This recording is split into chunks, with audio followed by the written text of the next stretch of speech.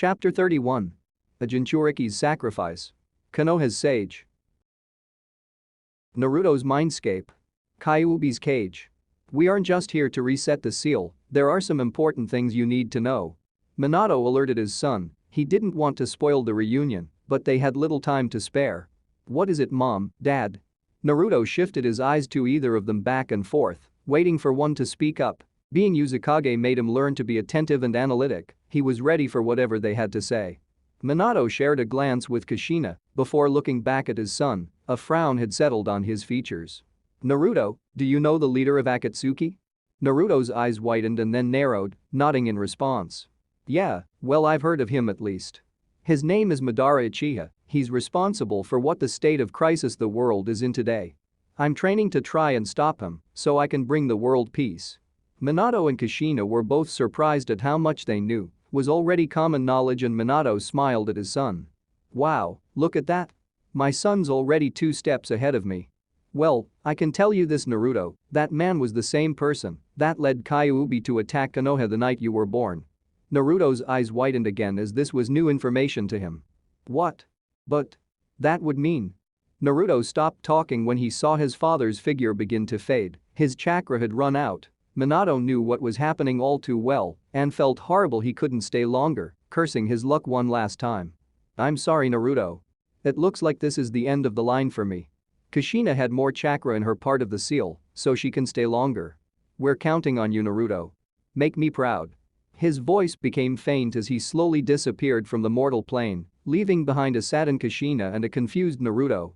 Naruto felt a pang in his heart as he watched his father leave, it was definitely not enough time for either to get acquainted with each other.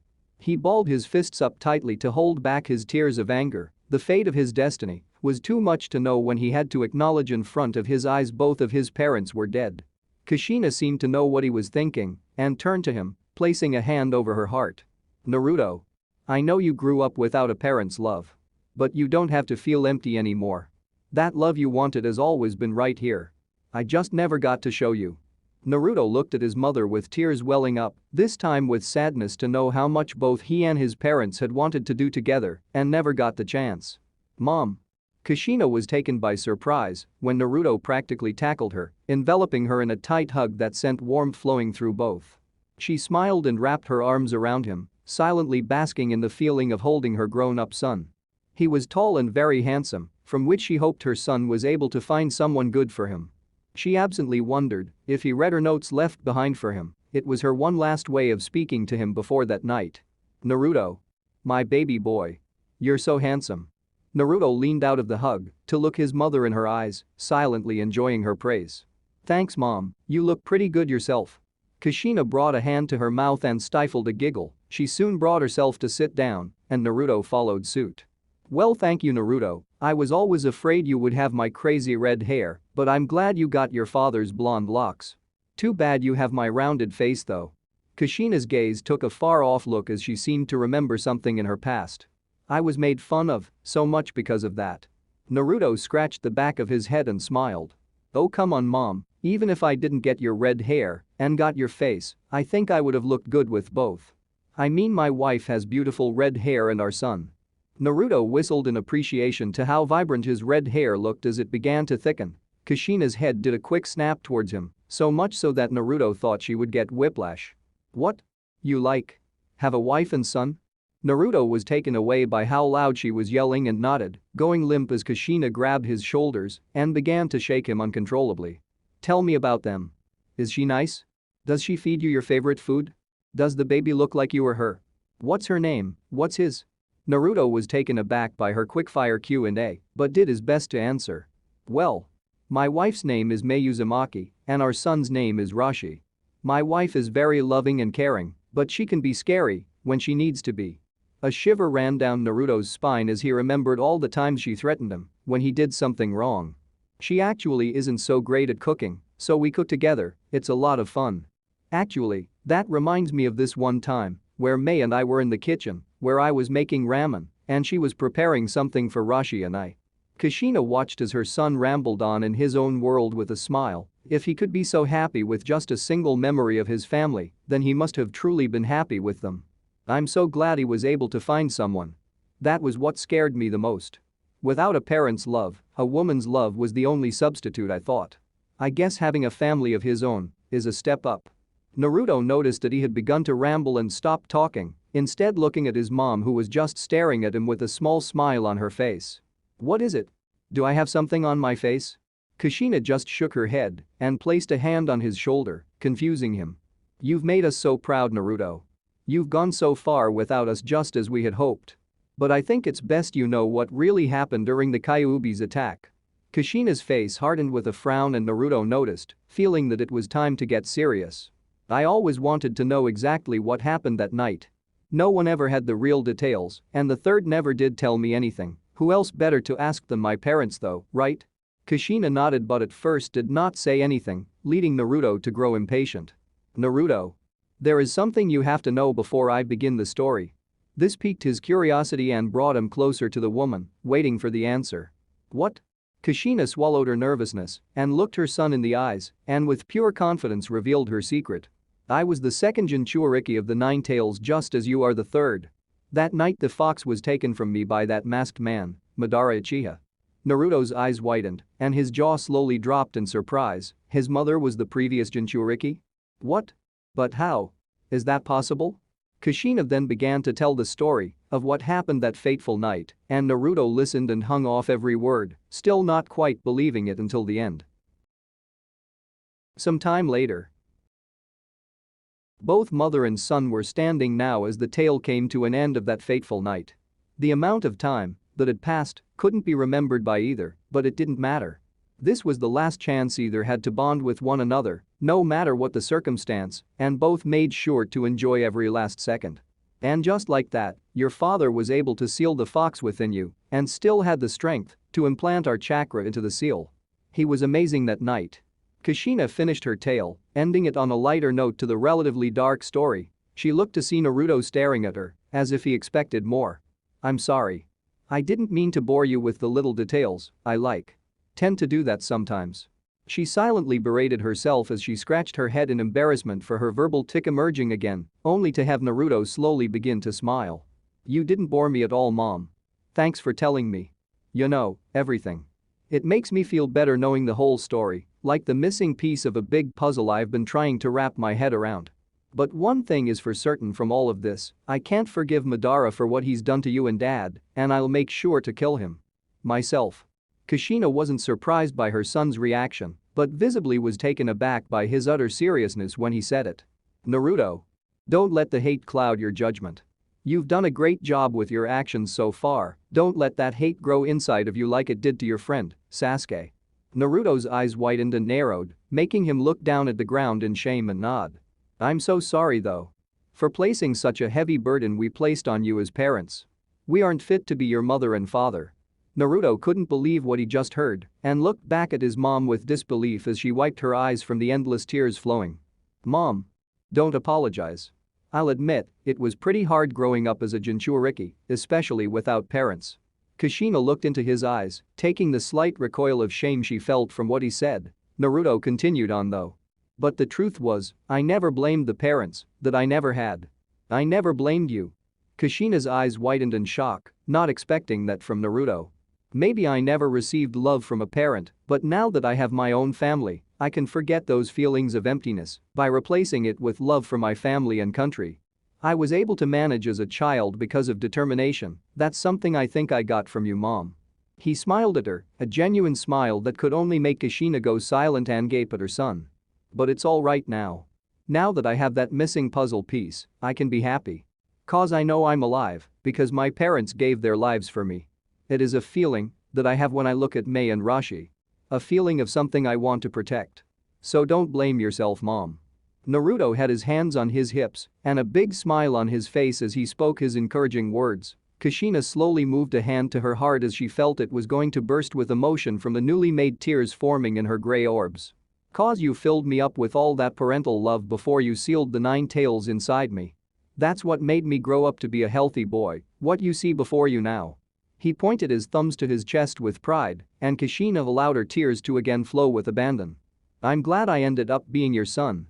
Kushina extended her arms slowly towards her son and moved forward, as if to wrap him in a hug.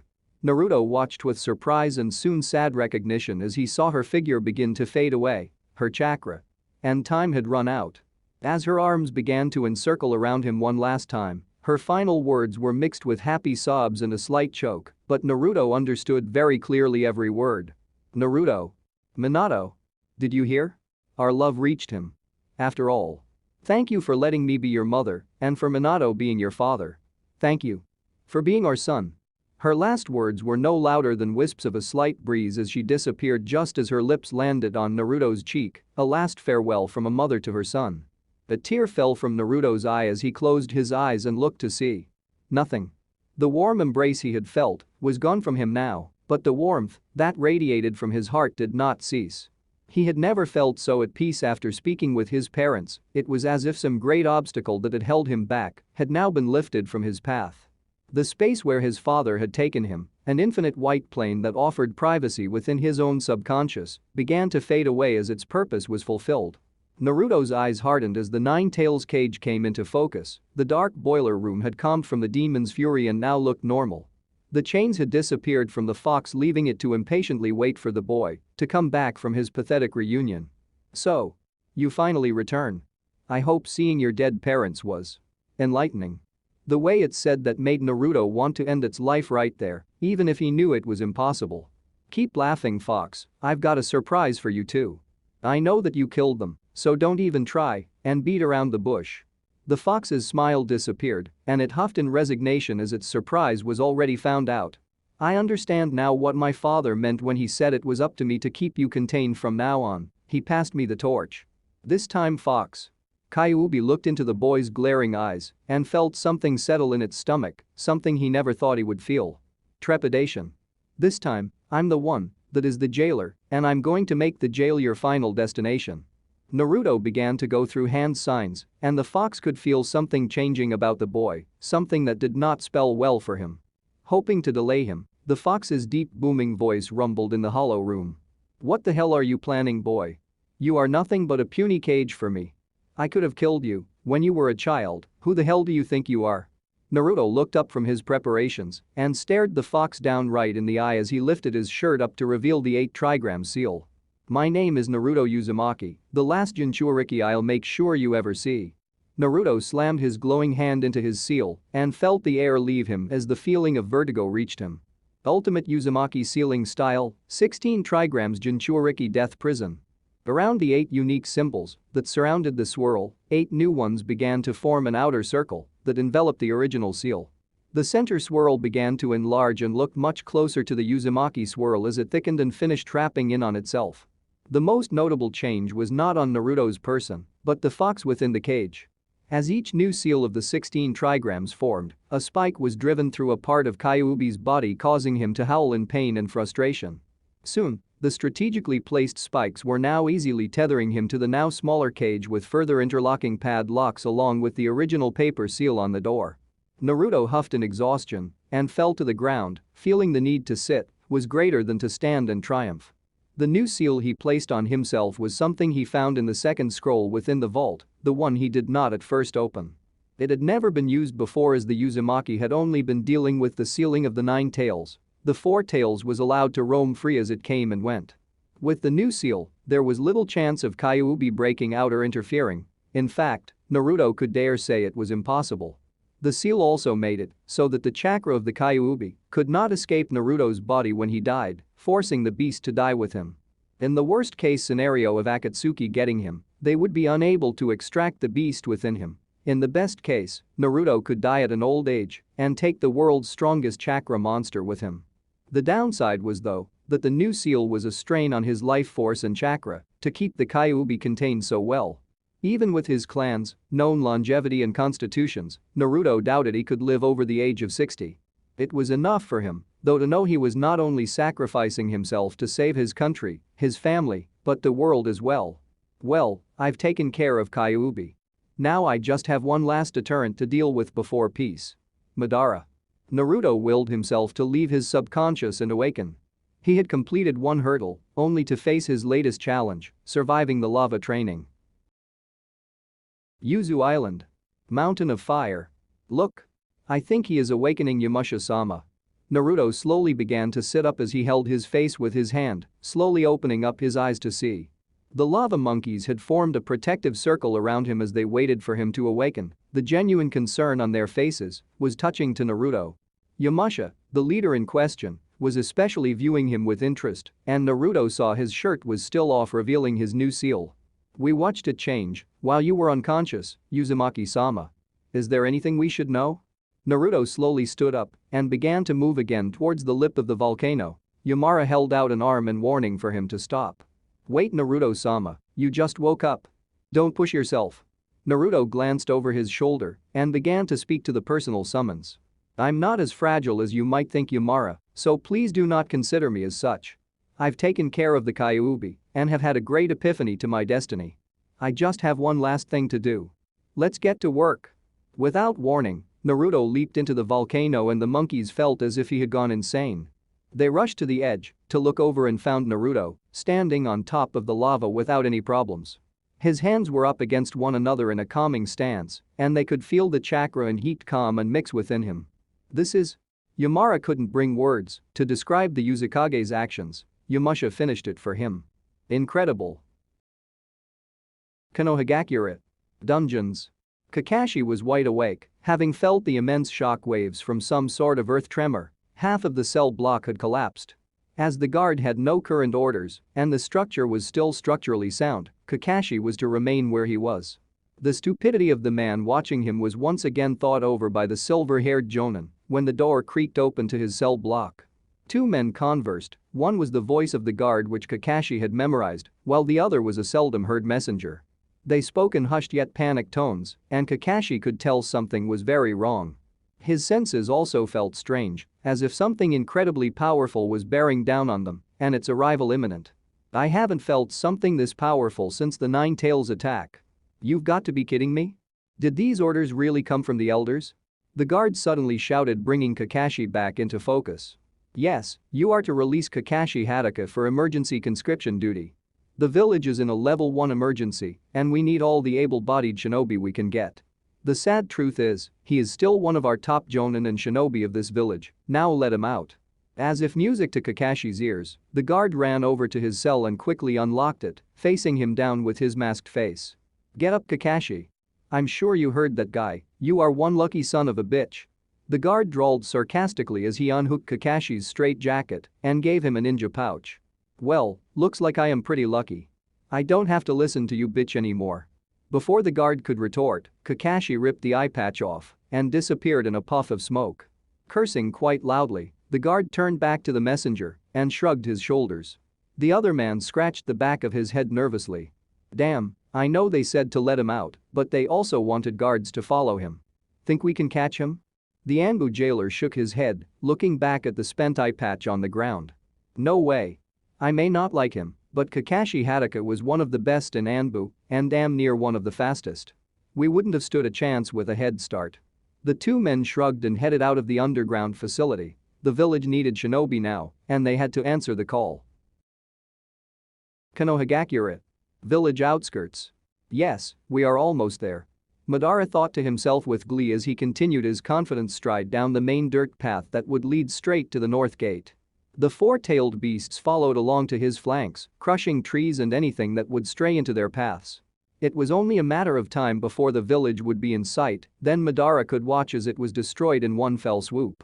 If the Kyuubi wasn't enough, surely his brothers can finish what he couldn't. Without a meddling Hokage or stubborn Jinchuriki this time, surely I cannot be defeated. Halt. Madara watched as a squad of Leaf Anbu, fully equipped and ready for action, appear in front of him and block his path. "Are you the one controlling these things?" They quickly brought out their katana and other weapons, preparing to fight him to halt his advance. Madara merely chuckled in amusement. "What do you think?" he asked with sarcasm dripping from his tongue. The rebuttal made the man flinch and gave Madara time to charge forward and grab onto him.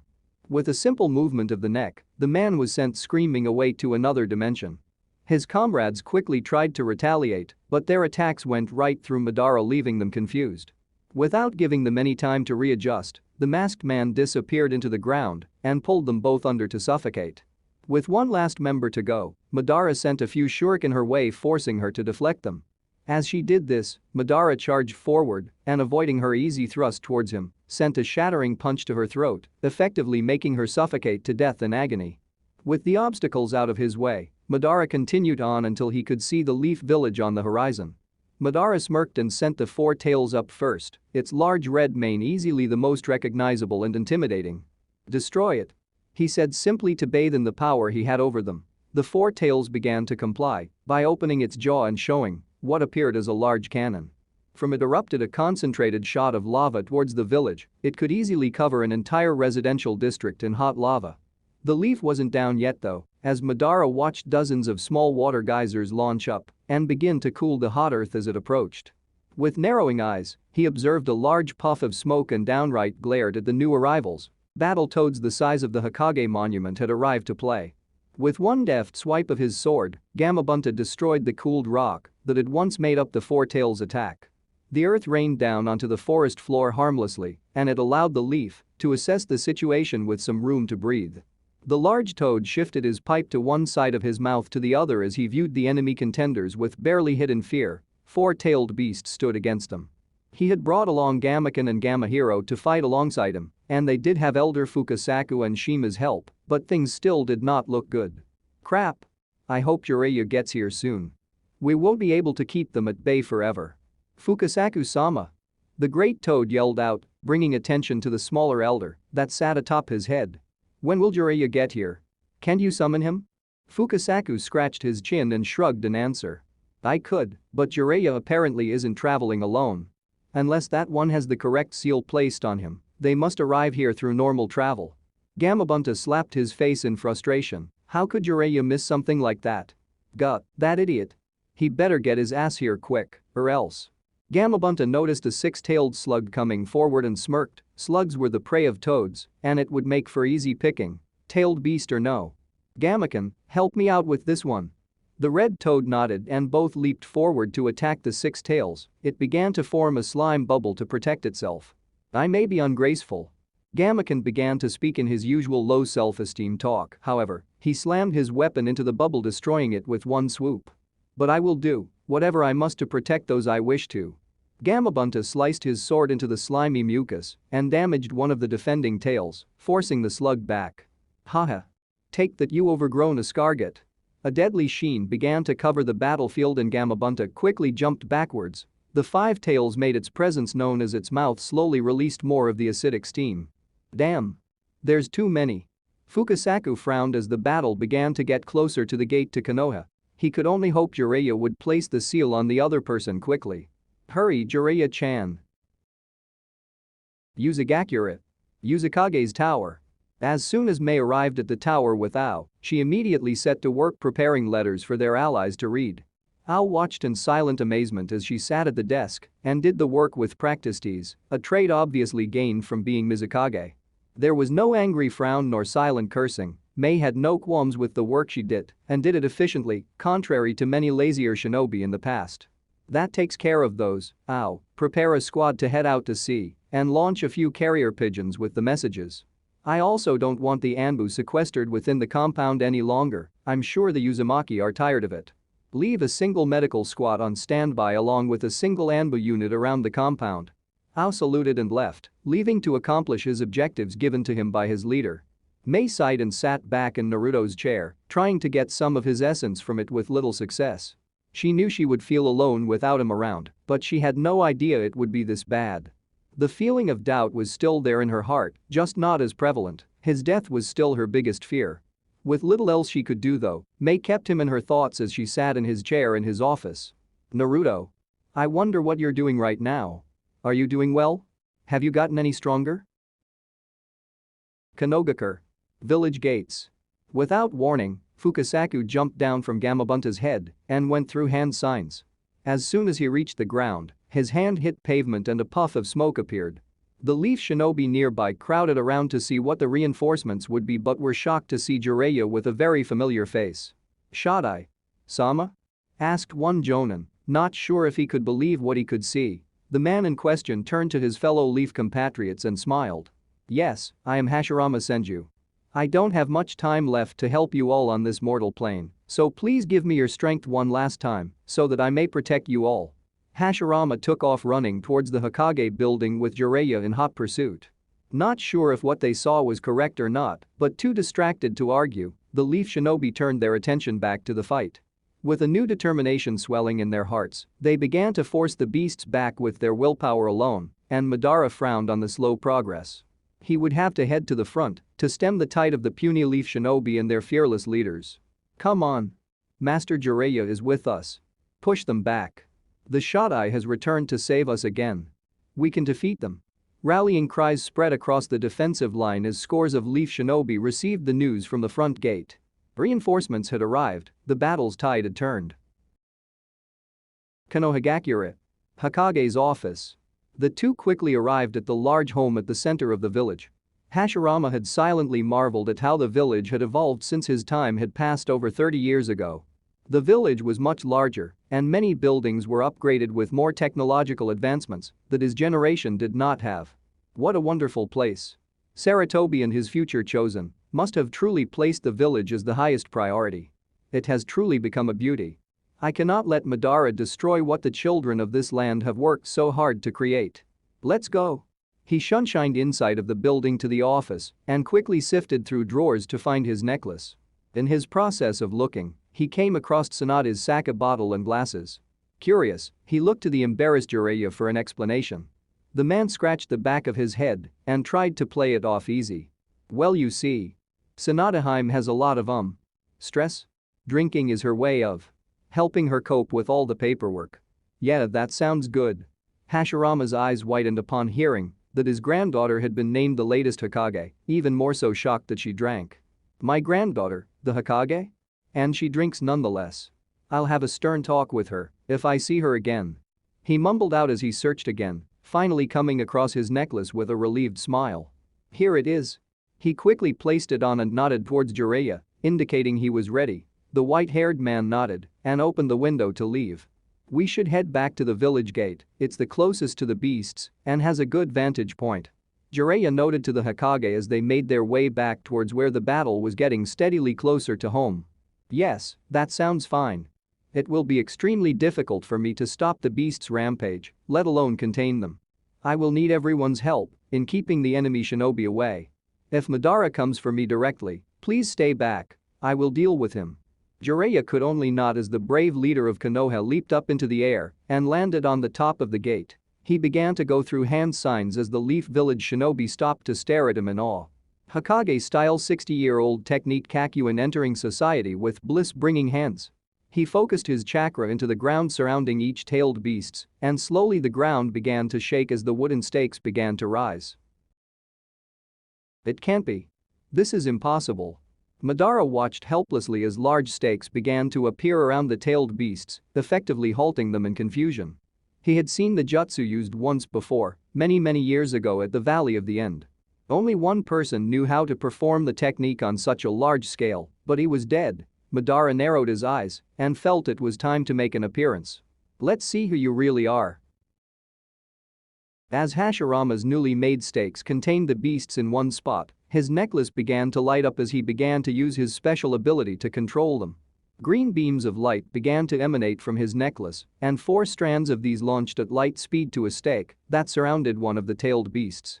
This strand soon interconnected all of the stakes, and when all were united by the green light, it shot towards the beast in the center and hit them in the center chest.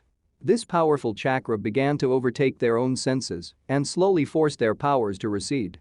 They fought, of course, trying their best to resist the controlling chakra aura. Without proximity to crush the user of the crystal and wood release, they had little chance of escaping. As their powers waned, they began to shrink in conjunction. Hashirama allowed a small smirk to find its way on his face as he saw victory at hand. With his concentration, though, he could not bring a hand to wipe the sweat that had formed on his brow.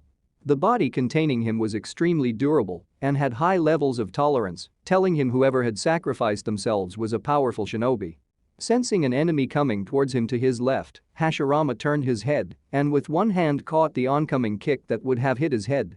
He glared at the masked man, already knowing exactly who it was with the glowing red Sharingan. "Madara Uchiha. So you really are still alive."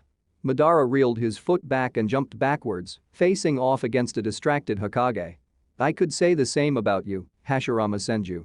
The way he spat out the Hokage's name made the man cringe and feel reminded just how much the Uchiha particularly hated him. What have you done, Madara? Have you gone insane? This was to be your home as much as mine, we only wished for your cooperation. The masked man chuckled at the outrageous response he had expected from Hashirama, a typical response of a Senju. We were destined since the Rikido Sennin himself to hate one another, an alliance would have never lasted. I was proven right when my clan was ordered to be killed by the third Hokage. You Senju can't be trusted, that is why I will destroy this obstacle of mine for world domination. Hashirama's eyes widened, and that was when he finally acknowledged that his old friend had truly gone insane. You are insane. It looks like I will have to finish what I started many years ago. I'm going to do what I should have done, kill you. A wooden spike suddenly erupted from the ground and almost impaled Madara, only to pass harmlessly through him. Haha. You will have to do better than that if you want to kill me. Besides, you can't move from that spot because you are holding the tailed beasts down. If you move, you will lose your concentration and your hold on them. Hashirama glared at him, even though he knew the man was right. He couldn't move as long as he had to keep the beasts down. Sensing danger, Madara stepped back to allow a few kunai and shuriken to pass by him and saw that the distraction had allowed Jiraiya along with Fukasaku and Shima to arrive. They had taken up a defensive stance in front of the Hokage and Jiraiya had already begun his transformation into Sage mode. You won't touch the Hokage as long as Jiraiya of the Sannin is here. Madara laughed as the man made a silly pose and made up an exaggerated fighting style as he prepared to fight. I'd like to see if you really are anything other than talk. Jiraiya cringed and launched himself at Madara, intent at buying Hashirama time. Land of Bears. Hoshigakure. Sumeru, a message from Uzumaki has arrived. Hakuto had just arrived from her patrol around the deadly ravine and had caught a pigeon before it could get caught in the lethal gas. Sumeru, now sporting the Hoshikage's purple robe and hat, took the scroll from the bird to read and was surprised to find it from Naruto's wife, Mei. It was an alert to gather his forces and head to Uzumaki immediately for a war council in preparation for an invasion of Kiri? This must be important. Yeah, this has to be the real deal. We can finally put an end to Akatsuki and show the elemental nations that we can handle things ourselves. Hakuto, gather all able-bodied shinobi we have, I have a very important announcement. Hakuto stood up from her seated position and made to leave, only to turn back towards Sumeru in confusion. What did Naruto have to say? Sumeru smirked and Hakuto already knew it was trouble if he was smirking about it. Looks like we are finally taking action against Akatsuki, we might just end the war on our own. Land of Waterfalls. Takagakure. A message from Naruto, huh? Alright then, I'll gather what troops we can spare and prepare to head for Yuzu Island. We can take the fight to Akatsuki and hopefully make up for our past wrongs to Jinchuriki. Shibuki's advisors nodded and moved aside so the young leader could take charge of his forces. Takagakure was on a war march, but they weren't the only ones rallied to Yuzu's cause. Crescent Island. Michiru's palace. Naruto's ready to fight, huh? Well, I'm no warrior, but I trust Naruto to know when the time's right. Send a message to Jetsugakure and rally our shinobi to aid him. He helped me see what true happiness was through his stubborn determination. This is the least I can do to repay him. King Michiru announced to his squires upon reading Naruto's scroll, alerting him of the latest news on the war front. Yes, Michiru-sama, we shall make the arrangements. The large man nodded and held his cheek with one hand, leaning onto one side of his throne.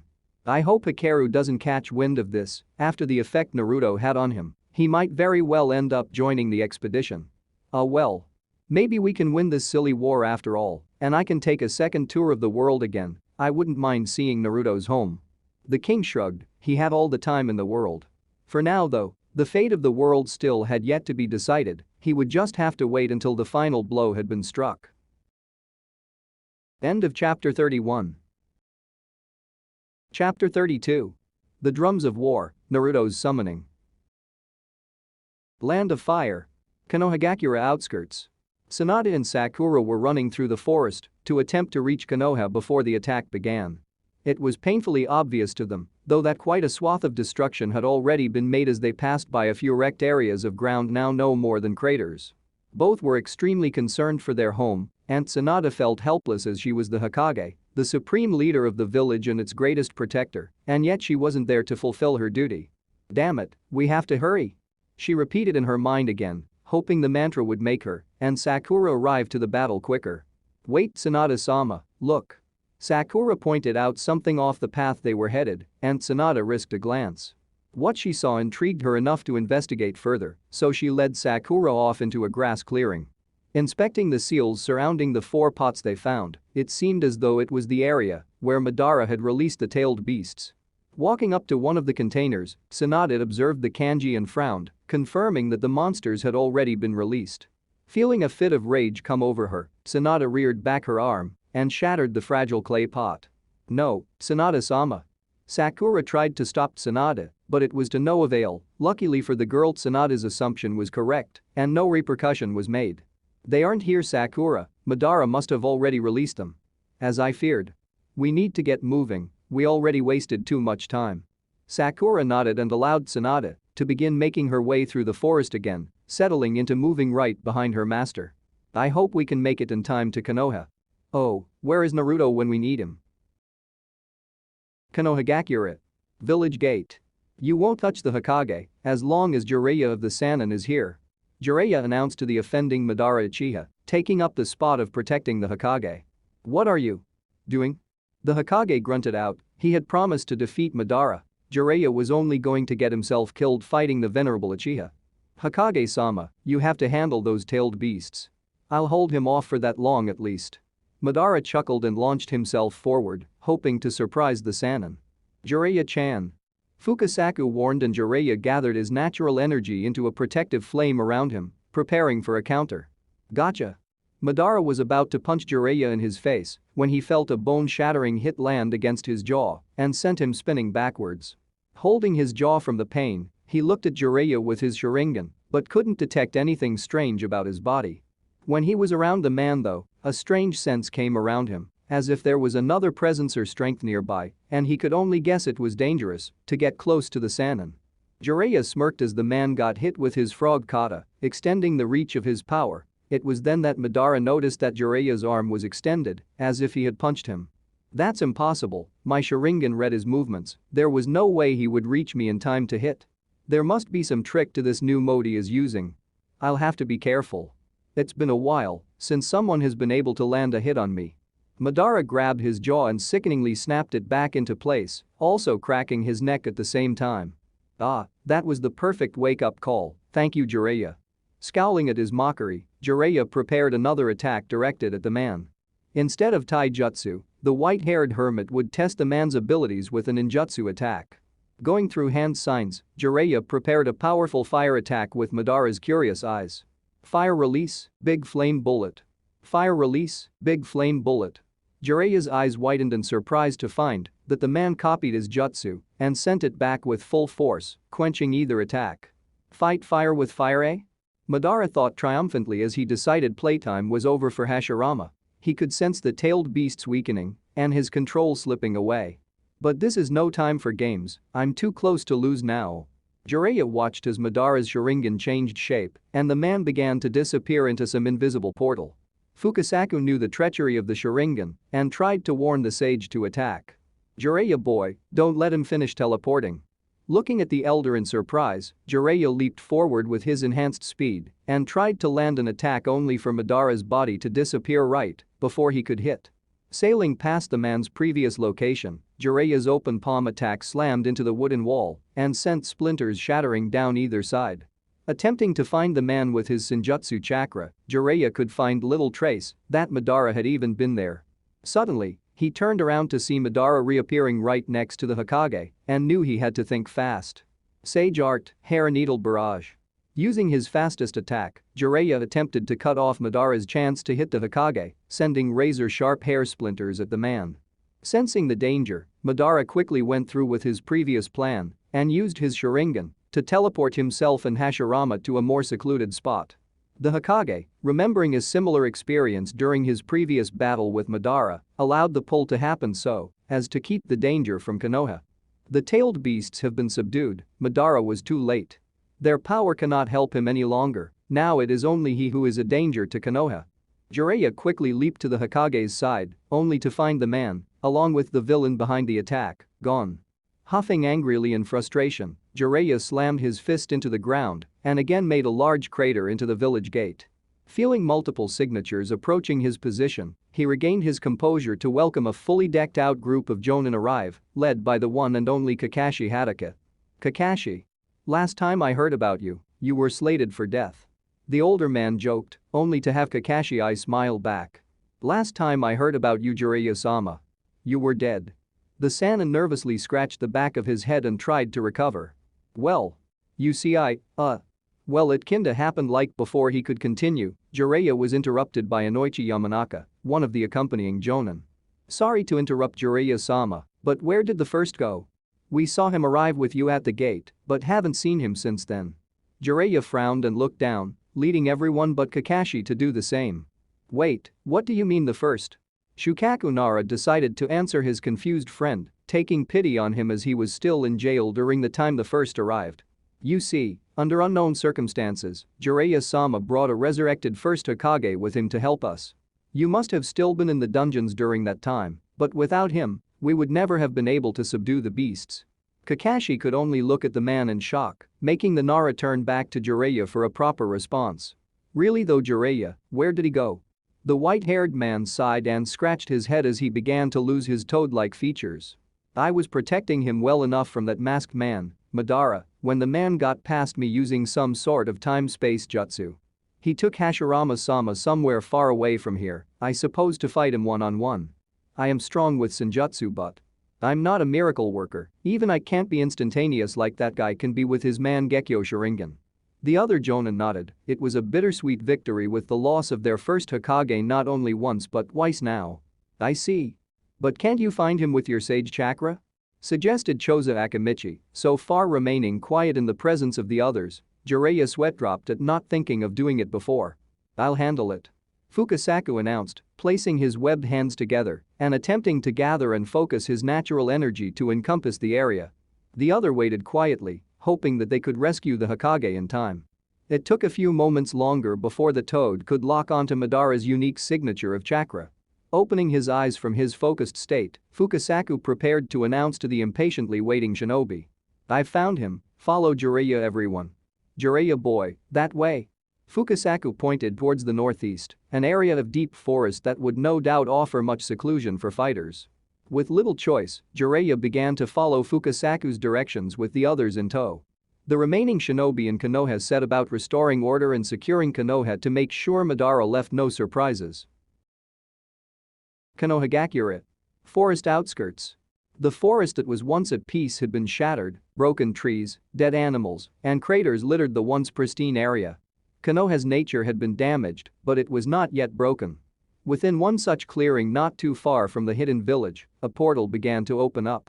Its contents had recently arrived from a trip to another dimension, and both were ready to fight one another to the death. Hashirama remembered the strange sense of vertigo when Madara had used the same trick against him at the Valley of the End. From what he could tell, Madara could send a person to some other dimension and have them slowly die a lonely death. For some reason though, it seemed the Uchiha would never grant this fate to the Senju.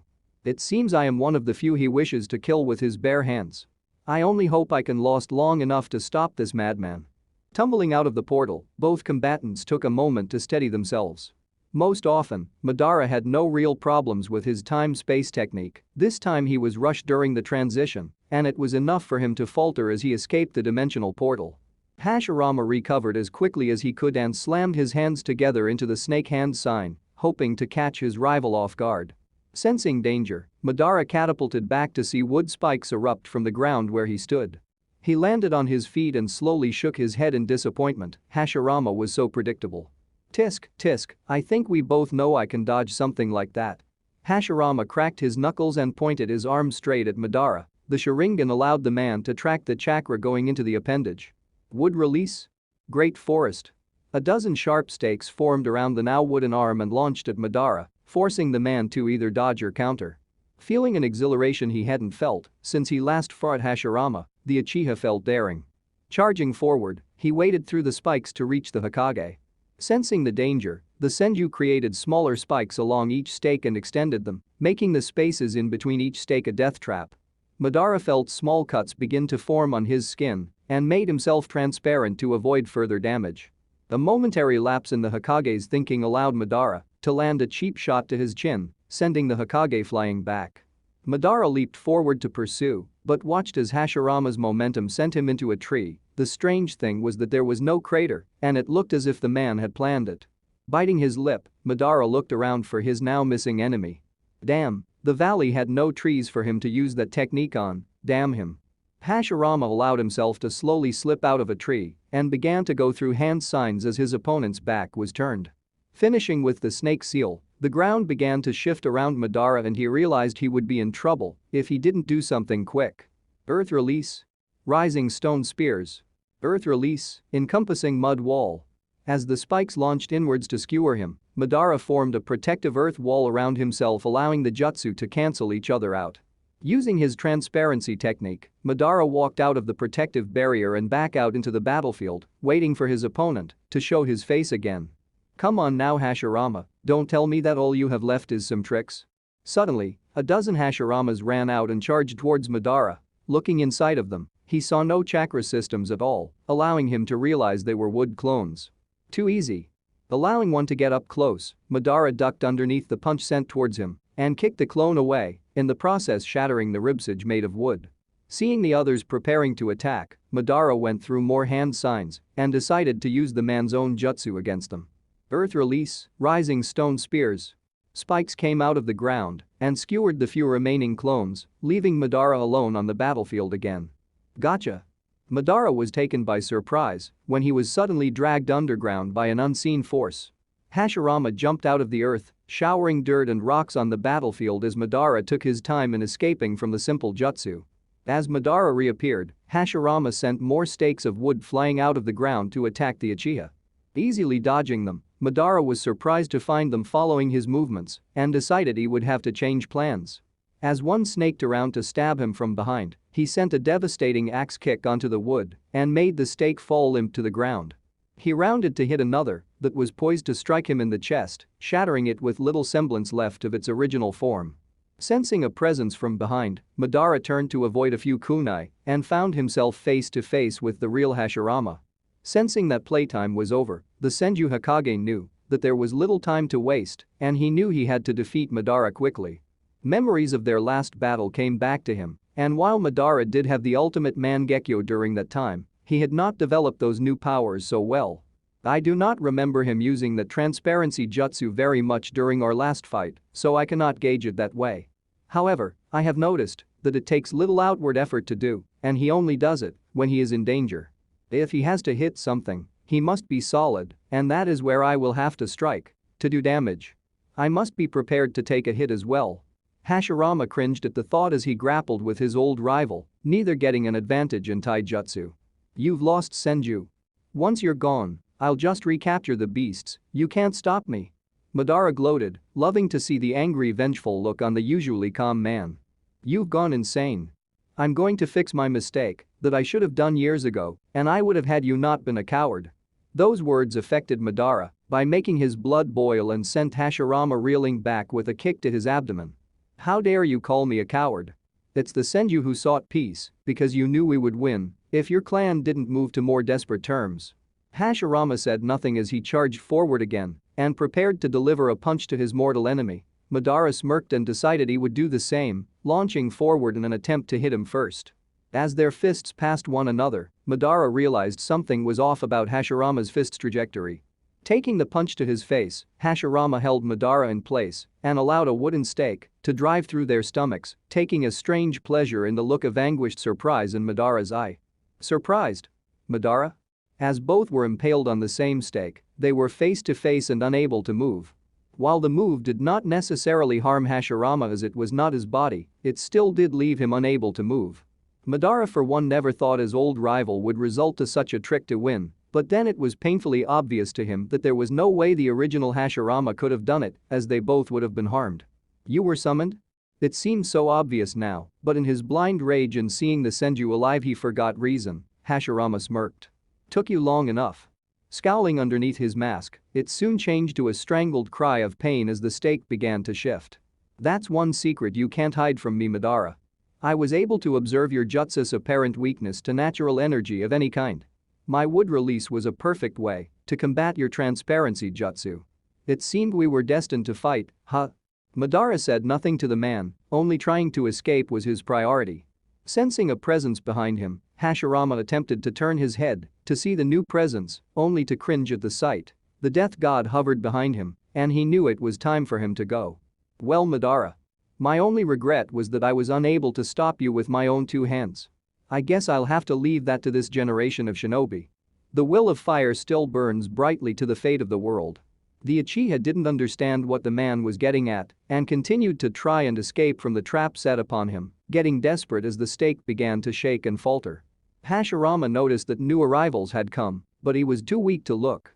It felt as if the undying energy that had been with him was being sapped, both he and the soul that had been housed in the body were being sapped away into the death god. With his last piece of energy, Hashirama placed his hand on the struggling Madara's shoulder and bid him one last smile, a thing that only a true believer in the will of fire could give. "Damn you, Hashirama. Grandfather." Sanada had arrived in the field just as her venerable old grandfather began to disintegrate into ash and dirt, leaving nothing but a pile of the material behind. Madara scowled at her presence and, with the wood user finally gone, shucked off the weak and frail wooden stake that had impaled him. Holding his stomach in obvious pain, he turned to see that Jiraiya and more leaf shinobi had arrived, obviously tracking him through his chakra. "Stop him. He's the one that attacked the leaf." Jiraiya ordered and the Jonin leaped into action, charging forward to meet the heavy-breathing Madara. With the last of his strength, the Uchiha used his time-space jutsu to return to Kirigakure. He had been defeated and most likely would die if he did not do something about his wound. "Damn you, Hashirama. You must torment me even after death." Sanada slowly walked over to the pile of ash, seeing something glisten with the moonlight striking it. Brushing away what was left, Sanada's eyes widened in shock to find her grandfather's necklace dangling from a dead Orochimaru's neck. Her old teammate looked at peace, no evil smirk or curled cackle, just a man that got to die happy. "Orochimaru. You didn't. Did you really sacrifice yourself?" Sanada couldn't believe it, and she began to shake with silent sobs as she remembered the two men who had just died before her eyes. A sudden strong grip to her shoulder made her look up, and once again shock came to her. There was Jiraiya, her old friend who she had thought dead for up to a year since.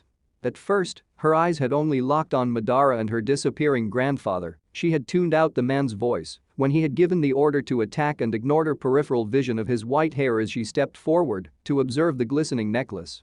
Now though, there were no obstructions, it was just her and Jiraiya. Without any words spoken, the old man smiled and lowered himself to his knees, bringing her face against his shoulder. There, Tsunade Heim." He spoke softly, so softly it almost didn't sound like Jiraiya to her. It had to be though, no other man would have gotten so close. "Everything's alright now." And for the first time for many, the Jonin and Sakura watched as Tsunade cried happy tears and held onto her fellow Sannin for all he was worth. It was a touching reunion and a welcome change to the horrid death and destruction that had happened only a moment before. Is this what Hashirama had planned for all along? Konohagakure Village Gate. 3 days later. Tsunade, along with her immediate subordinates of Kakashi, Jiraiya, and Shikaku, stood at the gate to welcome the 4 oncoming armies of the Alliance. She stood with her Hokage hat on to have some semblance of her authority as Hokage. Jiraiya stood proud next to her, and Shikaku and Kakashi flanked them with their hands in their pockets. It was soon realized that, without Jiraiya's intuition in going to Orochimaru for help, that the Leaf Village would have been destroyed. It is impossible to rouse an army and arrive at a foreign place on a moment's notice, things like that take time. Time it seemed that Konoha could not have afforded. Now they were waiting for the imminent arrival of the armies so that they could plan the counterattack. "Do you think they will believe what happened?" questioned Kakashi. It was a bit unbelievable to think the criminal Orochimaru would sacrifice himself to summon Hashirama Senju from the grave and save Konoha from 4-tailed beasts and Madara himself. Sanada looked at the Jonin and shrugged. "Most likely not, however, we don't need to tell them every detail. We will keep things short and hope that the Raikage can make some sense on what to do next." She turned back to staring down the road, a small dust cloud could be seen in the distance. Jiraiya looked at his teammate, glad to see she had recovered since 3 days ago. While he had been quite afraid of her reaction to him coming back to life so suddenly, she had been quite hospitable to him. In fact, he noticed she smiled a lot more around him than she used to. It must be my manly charms have finally gotten to her. I knew they would eventually. His perverted smirk got the better of his face and Sanada glared in his direction. You got a problem, Jiraiya? She showed her fist as proof, and he quickly held up his hands in defense, although his eyes did wander to her chest, now adorned with the first Hokage's necklace.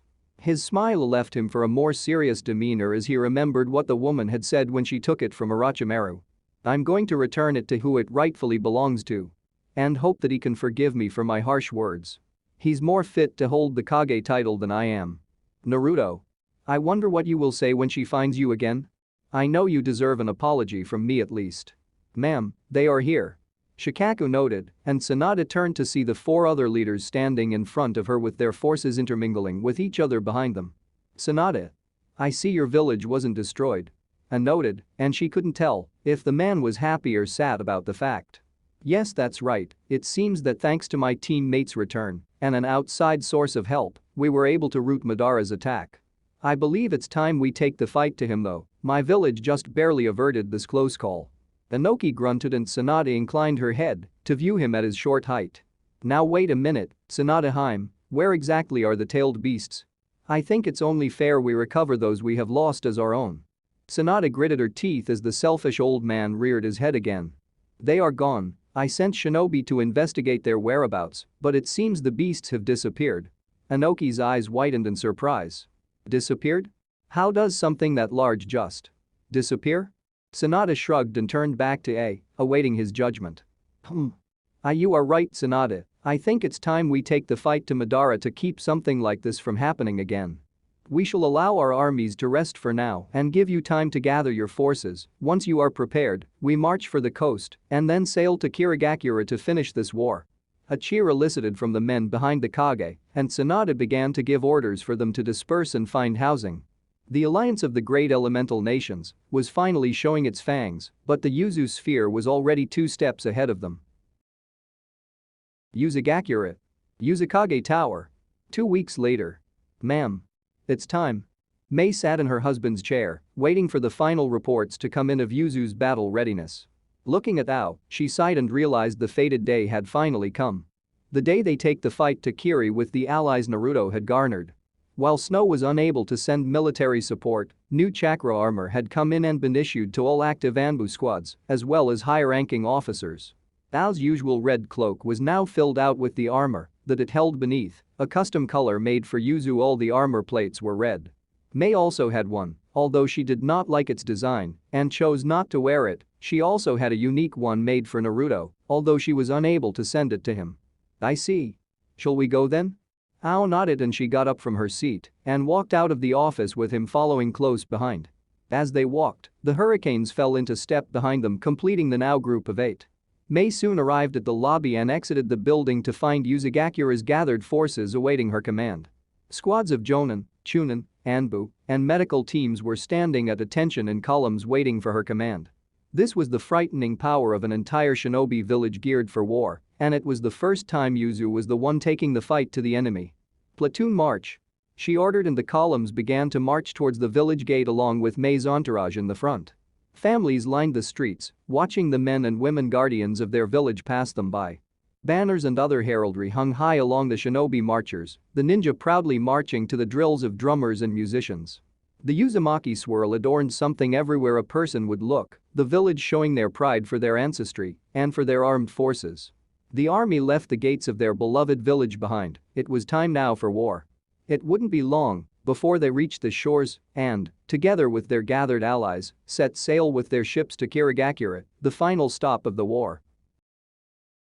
Kirigakura. Mizukage's office. Madara sat upon his throne, holding his stomach from the throbbing pain. It had been a little over 2 weeks since his reunion with Hashirama, and it only made him realize just how weak he was compared to that man. His wounds from the battle over decades ago had not yet recovered, and the most recently inflicted one was still hampering the Uchiha. To make matters worse, what was left of his intelligence forces alerted him to the impending invasion of not only Yuzu and her allies, but the elemental nations and their alliance. There was little left for Madara to do, and there was nowhere left to run. He would not die easily though. He would take Kirigakura's forces and as many Uzumaki down with him as he could. Mizukage-sama. A man burst through the doors to the office and quickly bowed in apologies. Sir, enemy forces have been sighted at the rock barriers you ordered created. The Yuzu sphere forces have arrived. Madara scowled, they came quicker than he expected. Making to stand up, a hand suddenly went to his stomach and he growled in pain. Sir, you shouldn't strain yourself. The front isn't a place you should. The shinobi was cut off when his throat was being gripped tightly by Madara. I dare you to finish that sentence. You little worm. He threw the messenger across the room and began to hobble out of the building, intent on being near the front to view the battle. I will not let Hashirama win so easily. I am not finished yet. Kiri's Coast. Staging point. Start of defensive barriers. Ma'am, it appears our ships cannot go any further with these rocks in our way. Ao noted as he and the Mizukage observed the long line of sharp rocks that lined the coast of Kiri's main isle. So it seems. We can't go around either as this is the only area with a sizable dock to fit all our ships. It seems this is where we get off. Mei suddenly jumped off the boat and began to walk on the water, and many shinobi began to follow suit until the entire force was marching across the sea. We aren't too far from land, it should only be a few minutes to reach the docks. Chijuro warned the group as they proceeded across the water. Suddenly sensing danger, Mei held up a hand to stop and watched as the water in front of the army began to form a large vortex. From the middle of the vortex came a gigantic water dragon, and it bellowed out a challenge to the shinobi gathered. A few Hyo clansmen came up, their affiliation obvious with their dark hair and icy blue eyes, and placed their hands on the water. It wasn't long before the entire water dragon was frozen solid and nothing but a mere decorative piece in the middle of the sea. From either flank of it came Kirigakura shinobi, and it was soon a battle royal between both forces. Mei fell back to get a better vantage point rather than get bogged down in the fight, jumping up onto one of the large rock barriers. It wasn't long before it became apparent to her that new presences had arrived, and it seemed as though the Elemental Alliance forces had come to their aid. Kumo's white flak vests intermingled with Yuzu's red and earth and fire techniques sprung out to meet Kiri's water jutsu. Turning to her left, Mei saw Tsunade standing next to her with a big smile on her face. Mei Terumi, 5th Mizukage. Mei cringed and turned her attention back to the battle, looking for someone in particular. My name is Mei Uzumaki, thank you, and I am not the Mizukage. You should begin to participate in the fighting now, Hokage, before we do all the work for you. Akeru. Tsunade watched as a man appeared near Mei, obviously a special forces type of some sort with a large scroll on his belt. Yes, Mei-sama. He nodded his head in respect and waited for her orders, just as Naruto's orders had requested of him. He now held onto the scroll that would summon their fearless leader into battle. I want you to get ready to summon Naruto. I fear it won't be long before Madara decides to come against us. The man saluted and disappeared to prepare for the summoning, while Tsunade eyed the woman curiously. I was wondering where Naruto was. What has he been doing? Mei looked at her and gave her a simple answer, hoping she would allow her some space. Training to fight Madara. Before Tsunade could make to answer, it seemed the fight further intensified with a new surge of Kiri's reinforcements joining the large battle on the sea. Mei spied an orange mask and knew Madara had come in person this time. Finding Akeru, she gave him the signal to summon Naruto. The man nodded and, together with his squad of beast tamers, opened the large scroll and began to gather the sufficient chakra needed to bring Naruto and his forces to their location. Madara, using his Sharinganai, was able to see past the battle and lock onto the imminent danger of what Akeru could bring upon him. Charging forward through the mass of fighters, he knocked away any warrior who would stand in his way, disappearing and reappearing from one side of the battle area to the other unscathed. Mei realized Akeru would be in danger and quickly moved to intercept with Tsunade close behind her. Madara saw the previous Mizukage come at him and ignored her, knowing it was only a distraction.